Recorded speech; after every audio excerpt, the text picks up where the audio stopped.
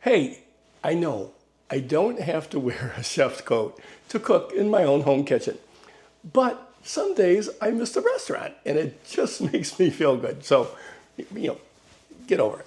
So today I'm going to make Tom Yum, which if you ever go to a Thai restaurant, it's like the first thing on the menu. We always have it and we've always loved it. And right now we have a very special wedding coming up. So both my wife and I are trying to lose a couple pounds. She doesn't need it. I probably do. But at any rate, last week I made a batch of Tom Yum and Tom Yum Gai, which is chicken Tom Yum, which we both love. And she insisted I make a video. And I think the reason she insisted I make a video is just so I'd make another batch so we could eat it. So let me show you how I do this very easy, very simple version of Tom Yum. So here's everything you're going to need to make this fabulous and super easy Tom Yum, one of my very, very favorites.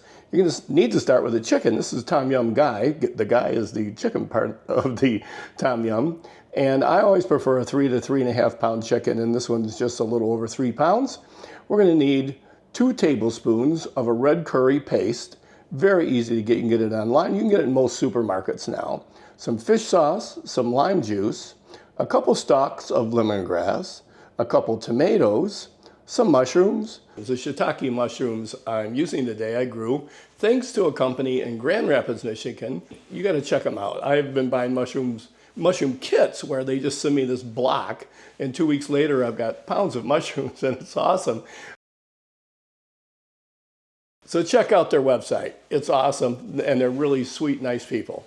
Check them out.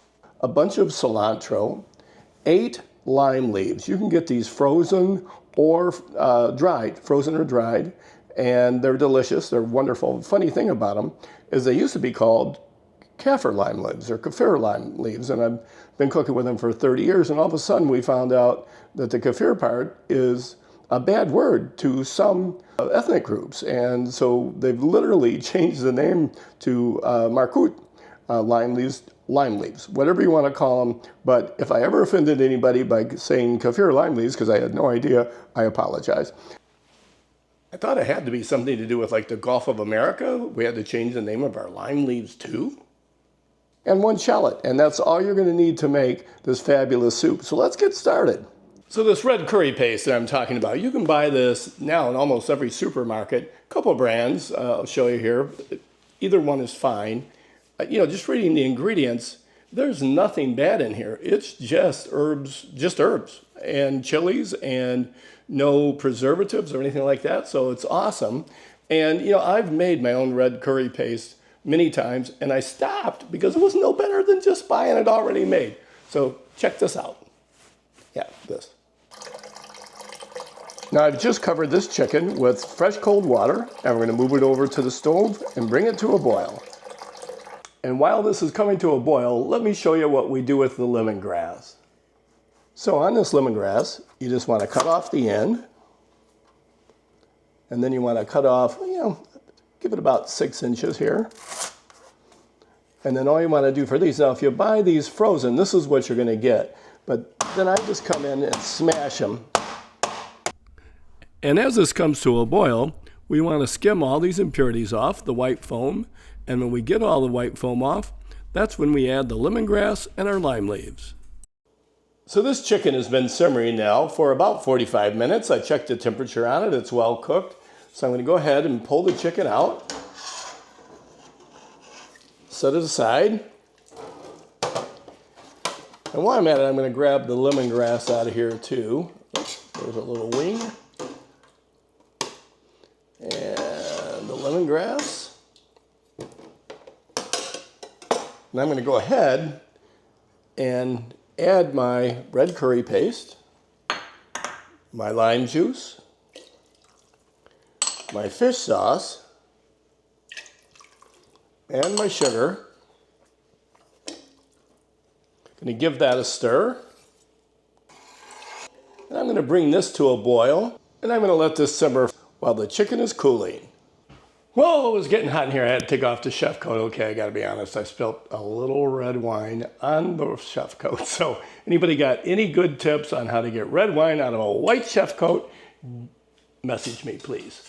So now it's been about 5 minutes. Well, it's been about 7 because I had the wine incident. But now I'm adding my mushrooms and my shallots. I'm gonna let that simmer for about 7 minutes while I debone the chicken. So this has been about 10 more minutes, and I've tasted it, and that was pretty darn close. But I'm gonna add another tablespoon of sugar, another tablespoon or so of Nellie and Joe's. Now, I'll tell you what, don't use any other lime juice in a bottle. If you can't get Nellie and Joe's key lime juice, just squeeze some limes, because this is really, really good, and the others aren't. I'm going to put just one more splash of fish sauce in it. Fish sauce was pretty good.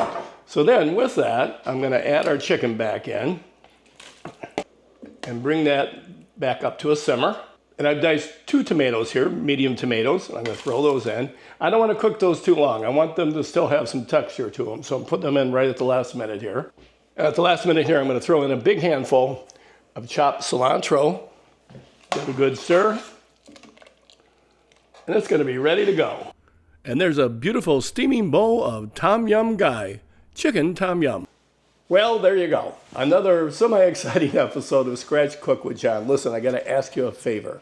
97% of the people that watch my videos are not subscribed. So please go to youtube.com and hit that subscribe button on Scratch Cook with John. I promise, I don't send out very many videos. You're not going to get bombarded with stuff from me. Just do me a favor and subscribe. I'll appreciate it. So, anyway, thank you so much for watching, and we'll see you again soon with more dishes from all over the world.